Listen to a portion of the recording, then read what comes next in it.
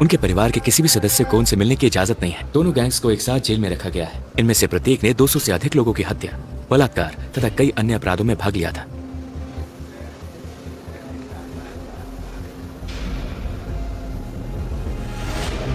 उन्होंने कहा कि अगर आप उनकी ओर देखेंगे तो वो आपको गुस्से से देखेंगे।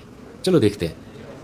जैसे कि आप देख सकते हैं, उनमें से हर एक ने सफेद यूनिफॉर्म पहनी है, टी शर्ट, सफेद शॉर्ट्स और सफेद चप्पल। उनके पास अंदर बस यही चीजें। वहां कोई गद्दे नहीं है। वो वहां मौजूद लोहे की सतह पर सोते हैं। यहाँ भारी संख्या में गार्ड मौजूद है। ऐसा लगता है जैसे देश में युद्ध चल रहा है। सभी कैदी एक जैसी सफेद वर्दी पहनते हैं। हाँ,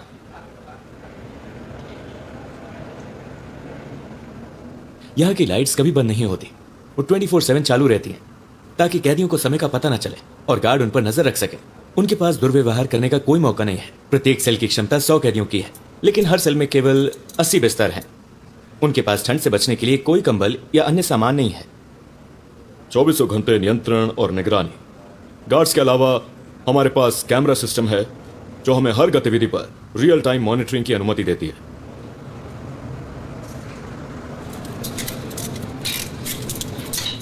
उनमें से कुछ को अब व्यायाम करने के लिए बाहर जाने दिया जा रहा है। कैदियों को प्रतिदिन केवल 30 मिनट के लिए अपने शरीर के वजन का उपयोग करके व्यायाम करने के लिए अपनी कोठरियों से बाहर जाने की इजाजत दी जाती है। सभी सेल्स अपनी पूरी क्षमता पर हैं।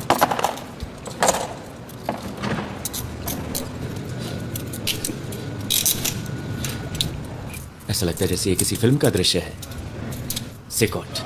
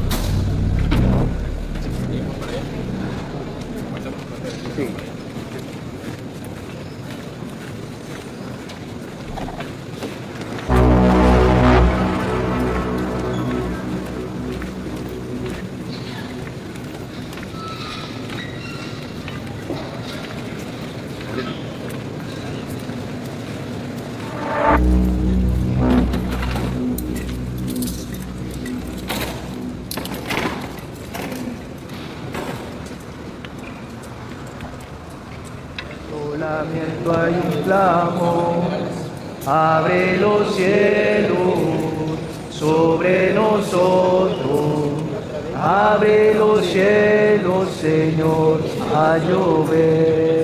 उन्हें सिर्फ इसी एकमात्र गतिविधि की इजाजत है। उन्हें कुछ और करने की इजाजत नहीं है। Somos tu pueblo, somos tu vida, abre los cielos, Señor.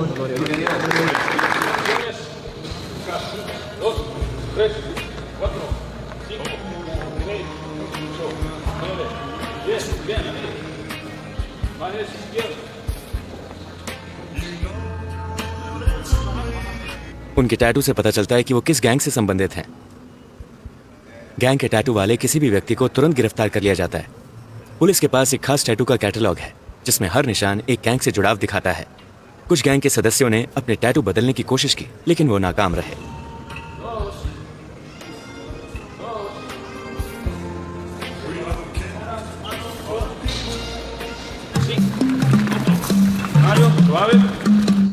यहाँ नर्सें हैं।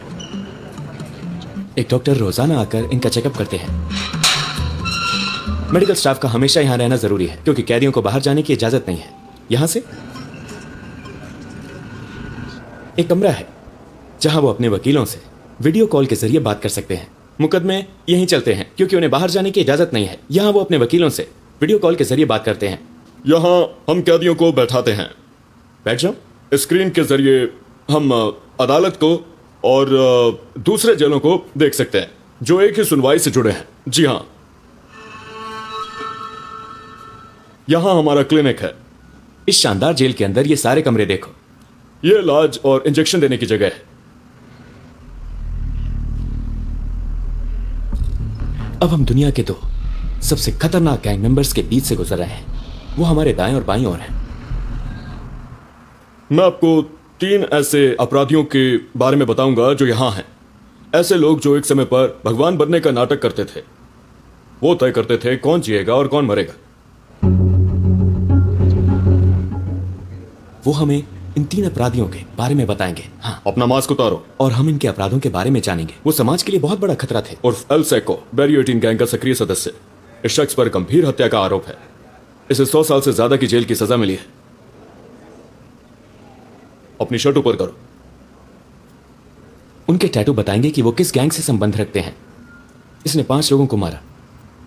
उसने उन्हें सिर्फ इसलिए मार डाला क्योंकि वो उसके इलाके में आ गए थे। हुमो,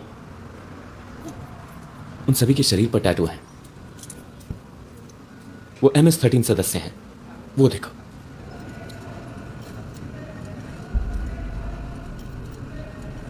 इसने 4 लोगों का अपहरण किया था। उसके बगल वाले ने 5 लोगों की हत्या की थी। ये यहां कैद अपराधियों का बस एक छोटा सा नमूना है। तीसरा कैदी भी एक गैंग का सदस्य है। इसने एक जवान लड़की को मार डाला जिसका एथलीट बनने का उज्जवल भविष्य था। बाद में उसने उसकी हत्या कर दी। अपनी शर्ट ऊपर करो। उसने उसका भविष्य छीन लिया।